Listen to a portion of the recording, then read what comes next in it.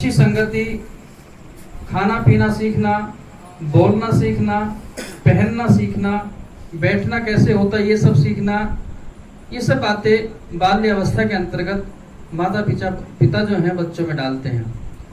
लेकिन आजकल देखा जाता है, आजकल संस्कार विहीन संतानें हो रही हैं और उसका कारण कोई और नहीं, उसका कारण ये जो आधुनिकता की चमक दमक है, यही सब उसमें मुख्य कारण है। जब एक माता अपनी पुत्री के सामने अपने आप को आईने के सामने बैठ के सजाती है तो वो बच्ची देखती है कि मम्मी कैसा कैसा करती है, फिर मम्मी के ना रहने पर वो बच्ची भी ऐसा ऐसा करने का प्रयास करती है। तो इसलिए शरीर को सजाने से ज्यादा हम मन को सजाएं, और मन हमारा सजता समरता है सत्संग में। मन को संसार के दूसरी किसी जगह पे आप नहीं निखार सकते, नहीं सुधार सकते।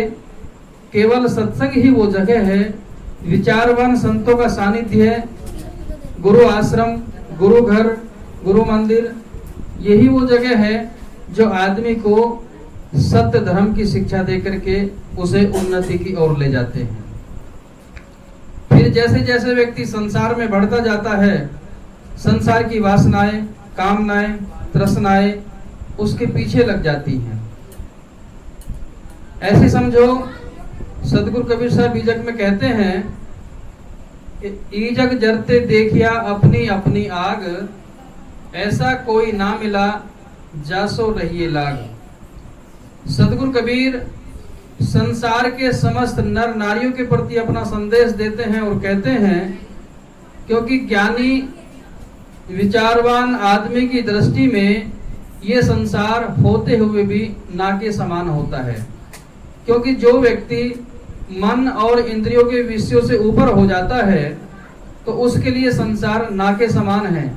वो संसार में चलता फिरता काम धंधा करता हुआ तो दिखाई देता है, लेकिन उस व्यक्ति का लक्ष्य अपने स्वरूप में स्थित होता है। ठीक उसी प्रकार से जैसे जल के अंदर कमल का पुष्प होता है, कमल का पुष्प हमेशा जल से ऊपर होता है। कितना भी जल बढ़ जाए लेकिन वो उसकी जड़ जल के अंदर जरूर होती है, लेकिन उसका जो मुख्य भाग है वो हमेशा ऊपर ही होता है। इसी प्रकार से जो विचारवान गुरुमुखी जीव होते हैं, भक्ति भजन सेवा सत्संग साधना स्वाध्याय करने वाले जो लोग होते हैं, वो संसार में रहते हुए भी उनका अपना लक्ष्य अपने निज चेतन स्वरूप की ओर होता है, अपने आत्म तत्व की ओर होता है। क्योंकि संसार असार है, परिवर्तनशील है। हमारी शरीर की जो भौतिक जीवन की आवश्यकताएं हैं वो तो संसार में रहकर ही पूरा होती हैं, चाहे आदमी संसारी हो या भेषधारी हो। आवश्यकताएं जल भोजन आवास की संत की भी होती हैं, एक साधारण मनुष्य की गृहस्थ की भी होती हैं, लेकिन दोनों के जीने में अंतर होता है। साहब ने कहा, परमार्थ के कारण साधु ने धरा शरीर। ये हमारा शरीर परमार्थ के लिए बना है, लोक कल्याण के लिए बना है। सबसे पहले तो हमें निज कल्याण करना होगा। अगर व्यक्ति निज कल्याण नहीं करता तो फिर वह परोपकार ही क्या कर पाएगा। तो इस तरह से जीवन है हमारा। अगर व्यक्ति बचपन से ही सत्संग में लग जाए, माता पिता ऐसा विचार बना ले कि बच्चों को अच्छे संस्कार देने के लिए उसे विचारवान विद्वान संतों का भी सानिध्य मिलता रहे, तो वह व्यक्ति जीवन में कभी पतन की ओर नहीं जाएगा, कभी विनाश की ओर नहीं जाएगा, कभी अधर्म की ओर नहीं जाएगा, अत्याचार की ओर नहीं जाएगा।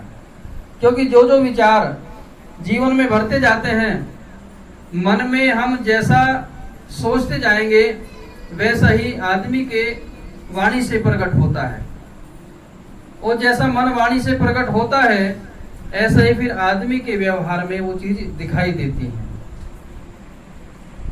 तो इस दृष्टि से सत्संग हर मनुष्य की जरूरत है।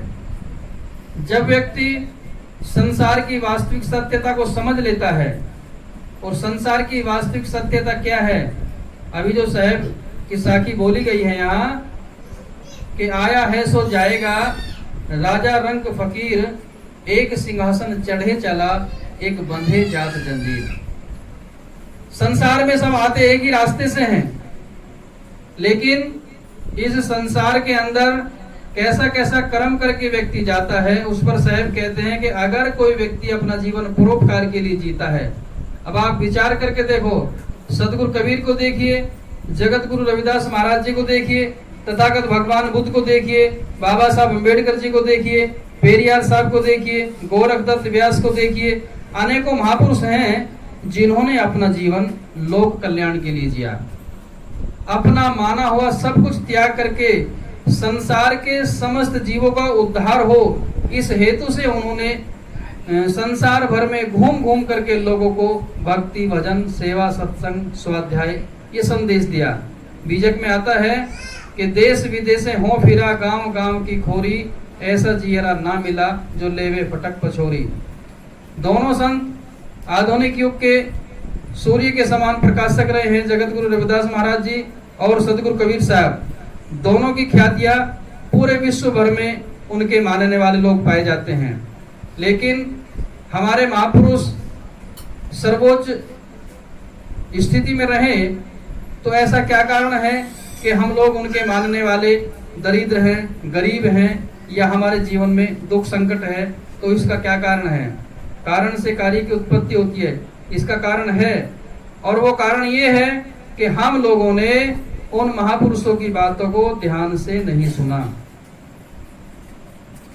कितने लोग सत्संग में बैठे होते जरूर हैं, लेकिन उनका मन सत्संग में नहीं होता। खुद विचार करके देखो, 10 मिनट बैठेंगे फिर बाहर को चले जाएंगे, पता नहीं बाहर कौन सा जो है रंगशाला सज रही है या कोई मतलब स्टॉल लगी हुई है। तो ये सब क्या होता है? ये मन की चंचलता होती है। साधक के लिए, गुरुमुखी जीव के लिए और साधु के लिए भी जो भेषधारी संत होते हैं, उनकी सबसे पहली पहचान है स्थिर आसन। अगर साधु केवल ऊपर से कपड़े तो उसने बदल लिए, चाहे उसमें मैं ही क्यों ना हूं, अंदर में विकार भरा हुआ है, तो सोचिए वो ना अपना कल्याण कर सकते हैं ना दूसरे का कल्याण कर सकते। बीड़ी, सिगरेट, सुल्फा, गांजा, सुरती, कुबेर, खैनी, पता नहीं कितने कितने विकार इन लोगों ने पाल रखे हैं, तो ये समाज का क्या भला करेंगे? साहब ने यहाँ बड़ा सीधा कहा कि भेष देख मत भूलिए, बूझ लीजिए ज्ञान, और मोल करो तलवार का, पड़ा रहने दो म्यान। कितने लोग इतनी अटूट साधना करने वाले होते हैं, परिवार में रह करके ही वो लोग अंदर से संत होते हैं, बाहर से चाहे वो भले कपड़ा बदले ना बदले, कपड़ा बदले या ना बदले, कपड़े को रंगे या ना रंगे, बात है मन की। जैसा व्यक्ति का मन होता है वैसा उसका जीवन होता है। नैनन आगे मन बसे, पलक पलक करे दौर, 3 लोक मन भूप है, मन पूजा सब ठोर। ये सत्संग बहुत ऊंची चीज है।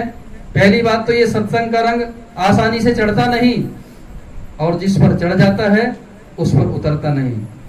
तो आदमी अगर दुखी है तो सीधा सा कारण है उसने सत्संग ध्यान से नहीं सुना। सत्संग ध्यान से सुना होता तो जीवन निर्विकार होता, जीवन पुष्प की भांति सुगंधित और पुष्टिवर्धनम होता। जिस फूल में खुशबू नहीं होती वो बाजार में नहीं बिकता, और जिस फूल में खुशबू होती है उसकी कीमत होती है। इसी प्रकार से चाहे संसारी हो या भेषधारी हो, जिस व्यक्ति का आचरण सही होगा, जिस व्यक्ति का व्यवहार सही होगा, जिस व्यक्ति के पास में सभ्यता होगी, जिस व्यक्ति के पास में शिक्षा और संस्कार होगी, वो चाहे भेष में हो या साधारण कपड़ों में हो, उसका सम्मान हमेशा रहेगा। तो बात है विचार और संस्कार की, और बातों पर ध्यान न देने की। एक कहानी मुझे याद आ जाती है। कहानी तो काल्पनिक होती है, एक इशारा सत्य की ओर होता है कि किस प्रकार से हम लोग बातों को ध्यान से न सुनते और अपनी हानि कर लेते हैं। किसी जंगल में 2 हिरण के बच्चे थे। तो उनकी माता उनको ये गाइड करती कि बेटा इन तीनों दिशाओं में आप चारा चरने जाना, लेकिन चौथी दिशा में नहीं जाना। तो ऐसा उनको वो रोज रोज कहती और वो दिन भर अपना घूमते, अपना चारा चर के शाम को अपनी माता के पास आ जाते। तो साल 2 साल में जब वो बड़े हो गए तो एक दिन उसके बड़े भाई ने कहा कि हमारी माता ना हमें रोज रोज कहती है कि इस दिशा में मत जाना, अब तो हम जवान हो गए हैं, बड़े हो गए हैं, तो आज ना मैं इसी दिशा में जाता हूं। छोटे भाई ने कहा कि अगर माता ने मना किया है तो कुछ हमारे भले के लिए ही मना किया होगा। उसने कहा भाई तू यहीं बैठ और जो मैं इधर ही जाता हूँ आज चारा चरने के लिए। तो वो चारा चरने के लिए उधर जाता है, उधर में शेर रहता था। जब शेर ने देखा कि आज तो हिरन आ रहा है तो उसने उसको तुरंत मार दिया और उसको खा लिया। सॉरी, खाया नहीं था। उधर में वो भाई इंतजार करता है। जब काफी समय हो गया और वो लौट के नहीं आया तो वो वापस घर चला आता है। माता ने पूछा बड़े वाला कहाँ गया? उसने कहा माता जी आज तो वो उधर ही गया है जिधर आप मना करती थी। तो उसने कहा बेटे अब वो नहीं आएगा, उधर शेर है। तो शेर ने जैसे उसको मारा था तो ऐसे ही उसे दूसरा शिकार और दिखाई देता है। तो वो एक जो गीदड़ होता है तो उसने कहा कि तू जरा इसकी रखवाल कर और मैं अभी और लेके आता हूं। अब गीदड़ को भी भूख लग रही थी। उसने सोचा ये शेर का शिकार है, अगर मैंने इसमें से कुछ खाया तो शेर मुझे मार देगा, तो मैं कुछ ऐसा करूं ना कि मेरी भूख भी मिट जाए। तो उसने उसके दोनों कान खा लिए। और कुछ देर बाद जब उधर से शेर आता है उसने कहा अरे भाई इसके कान कहां गए? तो गीदड़ ने कहा महाराज इसके तो कान थे ही नहीं। उसने कहा ऐसा कैसे हो सकता है, तुम झूठ बोलते हो। कि मैं झूठ क्यों बोलूंगा, आप तो जंगल के राजा हैं, मेरी हिम्मत कहां आपके सामने झूठ बोलने की। अब शेर ने कहा इस बात का फैसला कौन करे कि इसके कान है कि नहीं है। उसने कहा चलो इसकी माँ के पास चलते हैं इसको लेकर के। और शेर ने उसको अपने ऊपर डाला और गिदड़ से कहा चल साथ साथ, और उनकी माँ के पास वो पहुंच जाता है। उसके पास में जाके उसने पटक दिया। और फिर शेर पूछता है कि ये बताओ इसके कान थे या नहीं थे? माता ने उत्तर दिया महाराज इसके कान नहीं थे। तो शेर चला आता है। अब गीदड़ ने सोचा इसके कान थे, मैंने खाए और माता ने झूठ बोल दिया। तो शेर आगे चलता है, गीदड़ पीछे चलता है। तो थोड़ा रास्ता चल के वो वापस आता है और उसकी माँ से पूछता है कि ये बताओ आपने झूठ क्यों बोला, इसके तो कान थे। तो उस माता ने, हिरन की माता ने गीदड़ से कहा कि अगर इसके कान होते तो ये मेरी बात सुनता, इसने मेरी बातों को सुना ही नहीं, तो इससे सिद्ध होता है इसके कान थे ही नहीं। तो सज्जनों ये तो एक कहानी होती है, लेकिन हम विचार करें अगर हम लोग संत गुरुजनों की बातों को सुन ही नहीं पाते, ध्यान पूर्वक विचार नहीं करते, तो विचार करें हम स्वयं, क्या हम कान वाले हैं? अगर हम अच्छा देखते नहीं तो हमारी आंखों का देखना भी व्यर्थ होता है। अगर हम इस शरीर से कोई श्रेष्ठ कार्य नहीं करते तो फिर खाना पीना, सोना जागना, संतानोत्पत्ति आदि ये सब काम तो संसार के सभी जीव करते हैं। हम लोग मनुष्य हैं, मनुष्य का हमें शरीर मिला तो उसके लिए शील, संतोष, दया, क्षमा, सत्य, धैर्य, विचार, विवेक, वैराग्य, गुरु भक्ति, इन अष्टभा सद्गुणों को धारण करना चाहिए। अगर व्यक्ति के जीवन में ये अष्ट महासद्गुण नहीं है तो फिर मनुष्य में और पशु में कोई विशेष अंतर नहीं। भोजन छाजन मैथुन कर्मा बह निद्रा मोह सठ पशु धर्मा, पशु पक्षी सभिन को व्यापे, निसी वासर सो दावा दापे। 6 कर्मों में मनुष्य और पशु बराबर होते हैं। अगर उन्हीं तक हम लोग सीमित हैं तो कोई विशेष अंतर नहीं। मनुष्य हैं तो मानवीय सद्गुणों को धारण करें। शरीर दिन दिन मृत्यु की ओर बहा जाता है। जैसे नदियां निरंतर समुद्र की ओर बहती हैं और वे अंत में समुद्र में जाके मिल जाती हैं, इसी प्रकार से आदमी का जीवन, क्योंकि कहा है सुबह होती है शाम होती है और जीवन यूं ही तमाम होता है। सुबह शाम होते होते आदमी का जीवन अंततः मृत्यु के आगोश में समा जाता है। लेकिन जिस काम को करने के लिए हमें जीवन मिला वो काम हमारा अधूरा ही रह जाता है। और वो काम है, सदगुरु कबीर की साखी पर ध्यान दें हम लोग, कि बहु बंधन से बांधिया एक बिचारा जीव, केवल छूटे आपने कीरे छुड़ावे पीव। अनेक बंधन से, खानी और वाणी जाल में ये जीव बंधा है, क्योंकि संसार में बांधने वाले बहुत मिलते हैं और बंधनों से छुड़ाने वाला केवल बोधदाता सदगुरु होता है। पहले तो हम लोग बंधन को ही नहीं समझ पाते। खानी जाल, स्त्री पुत्र धन ग्रह आदि की खानी जाल की आग, लोक वेद ब्रह्म इस प्राप्ति को कठिन करे वैराग, जिन सदगुरु वेद न चीना सब जग रोगिया रे। तो सज्जनों, जीवन को जीने से ज्यादा समझने की जरूरत है, और जिस दिन ये जीवन हमारा समझ में आ जाएगा उस दिन जीवन का एक भी श्वास आप वृथा नहीं खोओगे। क्योंकि सजग और सावधानी उसी को कहते हैं जो श्वास श्वास के साथ यानी हर पल सजग और सावधान रहे, कि हमारे मन में कोई ऐसा विकार तो नहीं है जो हमारे जीवन को पतन की ओर ले जाता हो, जो हमारे जीवन को विनाश की ओर, विकारों की ओर ले जाता है। इसी चीज को साधना इसी चीज का नाम है कि हम अपने मन और इंद्रियों के प्रति सजग और सावधान रहे, निरंतर सावधान रहे। एक जगह कहा गया है कि आग बुझी मत जान दबी हुई राख में। अगर राख में आग दबी है तो उसे बुझा हुआ मत जानो। जब तक ये जीवन है तब तक इस मन का भरोसा मत करिए, ये कहीं भी जो है आपको डुबा सकता है।